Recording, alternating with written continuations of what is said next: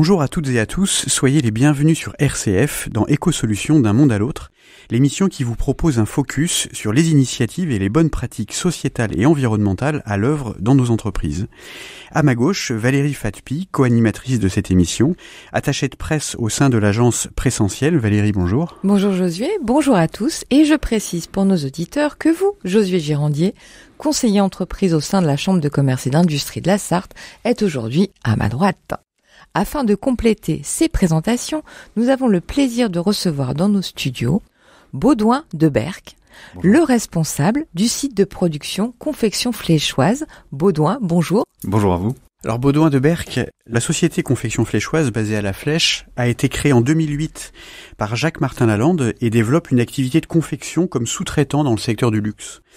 Est-ce que vous pouvez nous présenter plus précisément votre activité, les métiers que vous avez en interne, ce que vous fabriquez, et qu'on se représente un petit peu votre entreprise et votre atelier?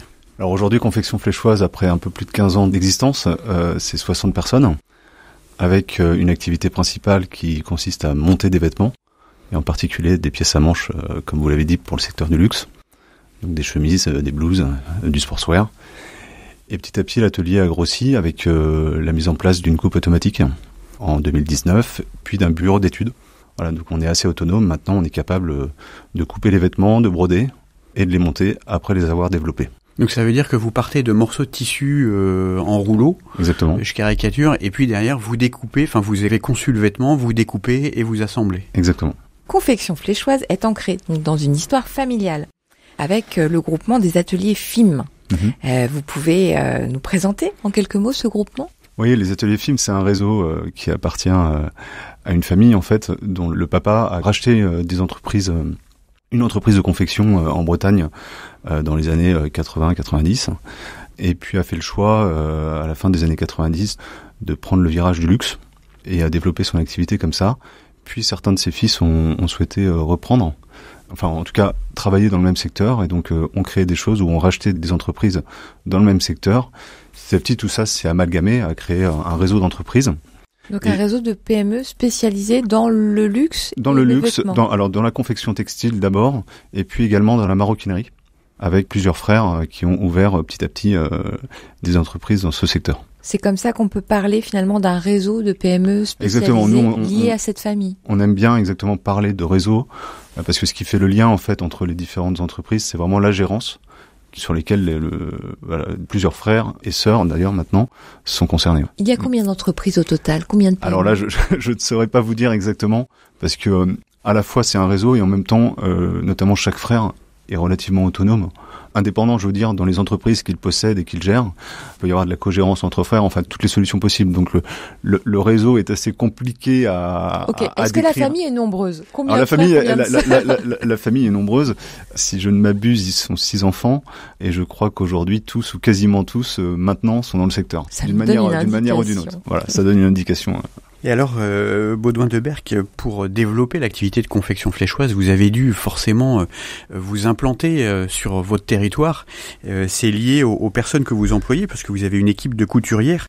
Et donc pour ça, vous utilisez un dispositif en partenariat avec France Travail qui permet à des demandeurs d'emploi de se former et puis d'être intégrés pleinement dans l'entreprise. Est-ce que vous pouvez nous expliquer un petit peu en quoi consiste ce dispositif et comment vous accompagnez l'intégration de ces personnes ? Alors on fait appel à ce dispositif suite déjà à un constat, c'est qu'on avait du mal à recruter. On avait un fort besoin de recrutement et peu de personnes formées. Notre secteur a été un secteur qui s'est effondré en fait suite aux délocalisations et plus de filières de formation. Alors elles reviennent. Elles sont remises en place, mais il nous fallait trouver des solutions. Et donc ça fait maintenant une dizaine d'années qu'on fait appel effectivement aux préparations opérationnelles à l'emploi, qui nous permettent en fait de dispenser au sein de l'atelier une formation de 400 heures qui est financée par France Travail. Donc là, nous avons quelques tests de sélection en amont, puis nous formons les personnes dans l'atelier avec nos formatrices, et ensuite on leur propose un contrat de professionnalisation pour continuer à progresser au sein de l'atelier. Donc c'est un contrat là, qui dure 1 an. Donc voilà, il y a 400 heures plus 1 an avant de pouvoir être embauché en CDI. Et aujourd'hui, c'est 70% de nos effectifs, donc des 60 personnes qu'on a chez nous, qui sont passées par ce dispositif. Donc des personnes qui sont locales finalement, alors, assez proches de effectivement, ça permet d'avoir un recrutement très local, de gens qui vont vouloir se reconvertir ou finalement revenir à un métier peut-être sur lequel ils s'étaient formés initialement et puis qu'ils n'ont jamais pratiqué. Et donc j'ai des personnes de tous les âges dans ce dispositif. Alors Baudouin Leberg, toujours dans cette logique d'ancrage et de durabilité de votre activité, Confection Fléchoise et le groupement FIM ont été partie prenante du label Les Ateliers Engagés. Donc ce label lancé en 2022 à l'occasion du salon Made in France, Première Vision. Pourquoi ce label et pouvez-vous nous en parler ? Oui, alors ce label, il permet en fait d'essayer d'appliquer concrètement les normes RSE internationales, l'ISO 26000, à des ateliers de confection comme le nôtre. En fait, le constat que nous avions fait, c'est que nos priorités n'étaient pas vraiment le développement de la RSE. On en faisait sans doute, mais sans le savoir.